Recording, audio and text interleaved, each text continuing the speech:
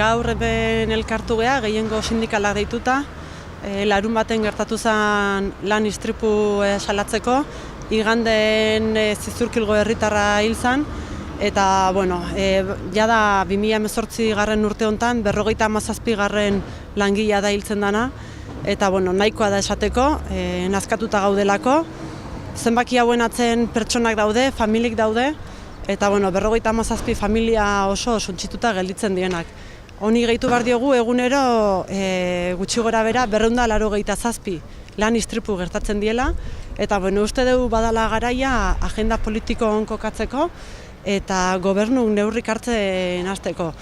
Bizitza erdigunen kokatu behar da, interes ekonomikoen gainetik, eta nazkatuta gaudela, prekaritatea daula honen atzen, eta badala garaia neurrik hartzeko, istripuk ekiditeko, posible dalako ekiditea. Udala erabaki politiko baten ondorioa, ez? Erabaki politiko hori da prekaritatearen aurrean neurririk ez hartzea, Eusko Jaurlaritzak ez ditu neurririk hartzen, eta bermatzen ditu beste hainbeste gauza langileen bizitzaren gainetik, ez? Orduan gure aldarrikapena olako kasutan, zoritxarrez aurten gehiegi izaten nahi dianak, izaten da politika errealak martxan jartzea lakerra honei aurre egiteko, ez? Zatiak lakra sozial biakatu da hau, eta beste interes batzuk alde batea uztea eta benetan heriotza hauen inguruan interesa baldin badaukate demostratu dezatela, ez? Eta beste azpiegitura batzuetan dirua xautu beharrean, behaien eskutan daukatela honekin moztea.